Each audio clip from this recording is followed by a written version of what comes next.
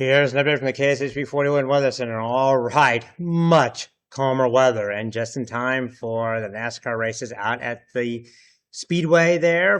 We can look at it here from our Sporting Park camera. And they also avoided severe weather, which was good news for all the people out there yesterday. So a little chilly this morning and again tomorrow morning, but better than rain and severe weather, and the weather during the day will be nice. Now, let's go through this last week here and what also happened yesterday. Rainfall wise, well, over the last 7 days after the 3 events, we're going to show you here the classic thunderstorm rainfall pattern. So this is over the last 7 days. These are radar estimated totals. Your rain gauge may read different, but you can see from Excelsior Springs to Gardner East, 2 to 3 inches of rain over the last week. 1.5 off to the west. And KCI yesterday only had 0.02 of an inch of rain. That's our official reporting station. And when you widen all this out, you can see there are zones that got hit pretty good up in northern Missouri, 1 to 3 inches of rain.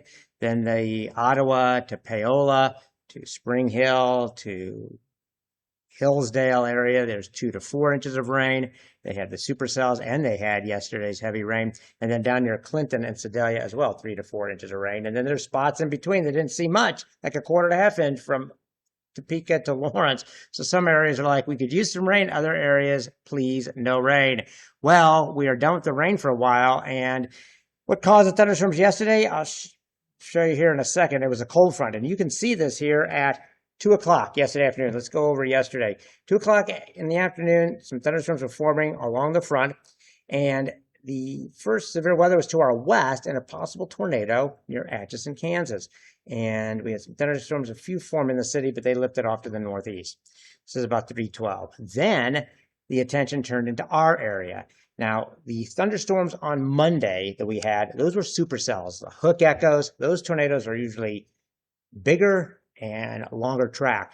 The tornado we had yesterday, possibly in Belton, well, that came on the front end of what we call a bow echo, a straight line wind event. You can see there at 4:39, it's approaching Ottawa. They had some strong straight line winds there all the way to Osawatomie. What happens is the high wind air from 30, 40, 50,000 feet gets into the back of these lines and it gets pushed down and shoved out.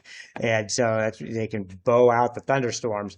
And that's what happened while we were having a flooding rain situation and some strong winds too, from northern Johnson County to Midtown all the way to the Truman Sports Complex. And you see that blinking there? That's for the destructive severe thunderstorm warning that was issued for this.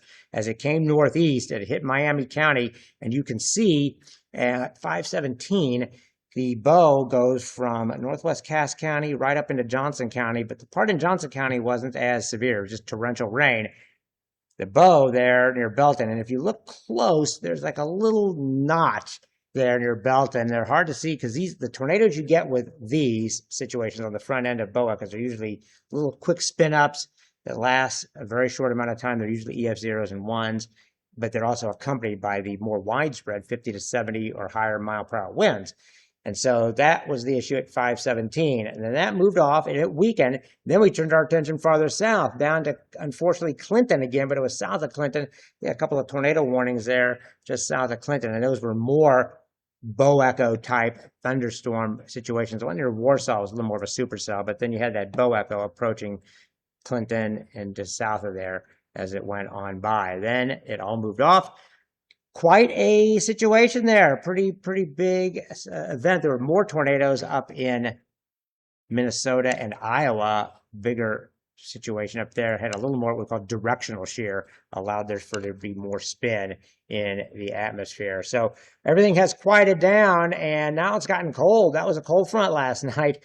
25 in North Platte, but it was 17 an hour ago at 7 a.m. At 8 a.m. it was 25, but still, it's cold. Any newly planted corn that's emerged, definitely not great for that. And you can see the front now has moved through Little Rock towards Memphis, where it's in the 60s and 70s, and the thunderstorms are much weaker. What is next for us? Well, we have some nice weather. Temperature around 60 today. Now, I don't have any clouds or precipitation on here. There's a little disturbance to our northwest. It'll move in this evening. Some clouds, maybe a sprinkle in northwest Missouri, but it is not going to be much. And then tonight, we would be colder than this morning. That's the way it looked a few days ago, but now there's a little front, a new front. See that up there, the wind shift near I-80? Well, it's going to turn our winds to the southwest, so it's going to keep us from getting as cold. So upper 30s to low 40s. There may be a frost up near Kirksville. And that front's going to move towards us tomorrow, except this front doesn't have any moisture to work with. So all it means is some nice weather. Out ahead of the front, 70s near 80. Behind the front, you're looking at 50s and 60s. I think we're right near the front, so probably around 70, give or take a degree or two.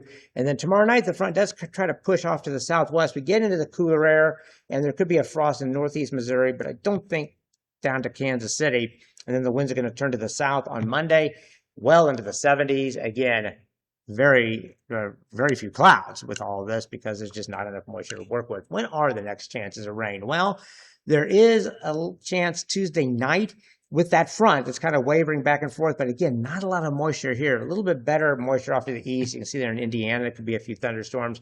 But the next storm system doesn't come till the end of next week, Thursday into Friday. And there's Thursday morning at 11 a.m. And then during the day, we could see more showers and thunderstorms. So the Thursday night, we could have some thunderstorms. Right now, this doesn't look as severe as what we dealt with over this last week. It doesn't look quite as warm, and there's not quite as much shear. We'll just have to see. It's not as much energy, but again, something we'll watch. April, May, and June can always be an issue. Then that moves off. And actually, I'm not going to show it here, but after this, there's a couple more storm systems to watch, hopefully with lower severe threats, because it's going to be a little cooler than what we've been dealing with. So for today, great weather. Lots of sunshine, 58 degrees, down to 39, 40 tonight. Again, partly cloudy this evening. There could be a sprinkle in northwest Missouri. And then we're looking at 71 tomorrow, give or take a few degrees. And then on the super 10-day forecast, it is nice. Monday, Tuesday, Wednesday, highs in the mid-upper 70s. Maybe that shower or thunderstorm Tuesday night. And then a little bit better chance at the end of the week. But then you can see 60s next weekend. If there's another system over the weekend, it's cooler. That helps reduce the severe threat. Have a great weekend. Stay healthy.